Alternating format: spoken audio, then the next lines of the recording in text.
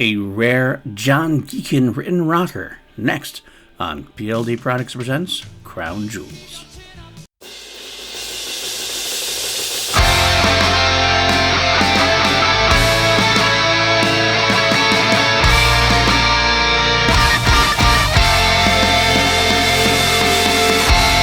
What's up, everybody? Welcome back to PLD Projects Crown Jewels. I'm your host, PLD, and this is the podcast where I take you on a journey through the entirety of the Queen catalog, song by song, listening to every song, every version of every song, try to determine which is the best version or crown jewel version of said song, so we can put it into our ultimate playlist.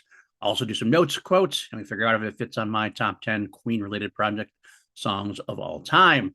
This week, if you can't beat them, join them.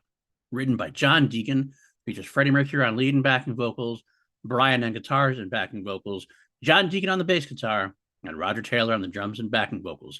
It's a rare sighting when John doesn't do any guitars at all for his own songs.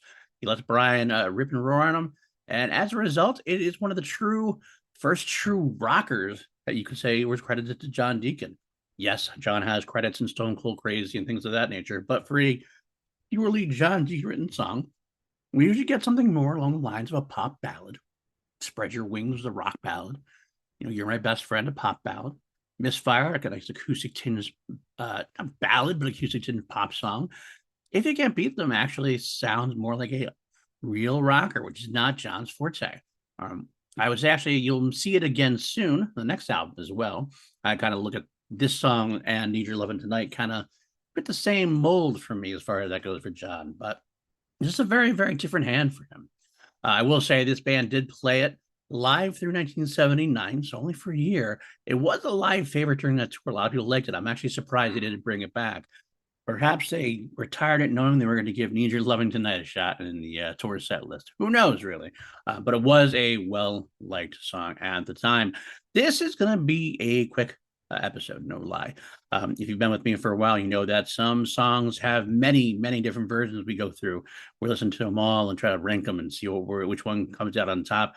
If You Can't Beat Them only has one officially released version, which is the album version from Jazz, and it also has an unofficial release, some bootlegs from 1979. I chose Live in Paris in 1979, a version which makes me a little bit of a hypocrite. I'm not going to lie. You've often heard me rant a little bit, semi-rant, about Live Killers and how they Frankenstein and they get different gigs together, different parts of gigs together, even like mid-song, like a song made up of 30 seconds from one gig, 30 seconds from another gig, et cetera, et cetera. I never thought that was really worth it. So it's a little bit of hypocritical of me because I did take a fan-based version who did the same thing. They took Paris, they had a couple gigs in Paris in 1979. And they took a couple of different, from that run of shows, they took, If You Can't Beat Them, stuff from both versions. I don't know what they released, although I will excuse it here more. Maybe I'm making an excuse for myself. You can judge that if you'd like. Judge me harshly if you'd like. I'm doing it because I think for bootleg versions, for unofficial recordings, the sound quality isn't always the best. It's about the fan trying to get something really ultimately listenable compared to, say, an officially released album like Live Killers. And the band has the official recordings and produced recordings, almost studio level recordings. That's when it becomes unexcusable. Give us a full thing, words and all. When we're trying to get something we can really hear and really sink our teeth into, I don't mind as much when fans do it. So we got two versions to listen to. Again, like I said, the album version and live in 1979. But how do we listen to it? Well, I don't want any kind of strike on YouTube or anything like that. So what we're going to do is we are going to go to the show notes. You'll find I have a Google Doc with the links to the two versions we're going to talk about. So when I get to that point in the podcast, I'm going to tell you to pause me, go watch the video or listen to the video, and then come back and we will talk about it. I've already given you our notes and quotes. We don't have a lot of background on this song, to be completely honest with you. So let's get right into it. The first version we're going to listen to is from the 1978 album Jazz. I must have did that again. I said 1970. I keep saying 1979. I know it's not 1979. That's Live Killers. But I'm a human being. I make mistakes. But I caught myself here. So 1978 album Jazz. Go to that YouTube link to listen to the album version. Come back and we'll have a little bit of a conversation about it before listening to the Paris version. See you soon. Keep your chin up when you're feeling lonely. All right, there you have it, the album version. Like I said, a very rocking start for John, who had done the mostly the pop type numbers. It's not to say that this isn't a pop number. It's very much so a pop rock number, a very kind of Beatles-esque in a way as far as the melody goes. It's just not like a very 70s hard rock heavy metal type song. It's definitely still a pop rocker, but it definitely has a Brian May. Brian May's got his hands all over this one as far as the overtones go, as far as the riffs go. Again, it's all Brian on guitar, so it makes sense. Interestingly enough, also Brian on the backing vocals a lot more. Usually, when the three of them do backing vocals, Freddie, Brian, and Roger, while they blend together very well, you can mostly always hear Freddie's crispness. You can always kind of feel that Roger's gravel, that the gravital in there. And Brian kind of tends to fade to the background a little bit. So the only time you really hear Brian's full-on backing vocals are usually in his own songs when he's doing all the backing vocals, which happen on occasion as well. But in this one, it is all three.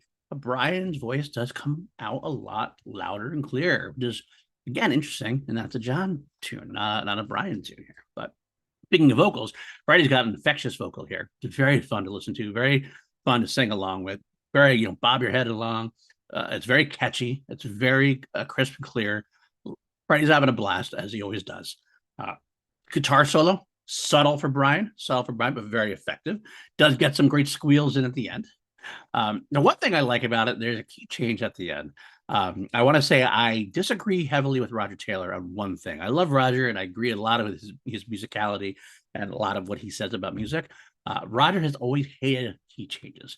He mentioned that I believe it was an interview about Breakthrough, where the band added a key change to one of his songs. He said he never liked key changes as they were gimmicky. Roger, I'm sorry, I love them. Maybe they are gimmicky. I fall from them every time, though. It really kind of gets me pumping. So give me a key change every time. So, but that's it for the studio version there. Why don't we go into the live in 1979 version? So click on that link in the show notes. Come back and we'll talk about it.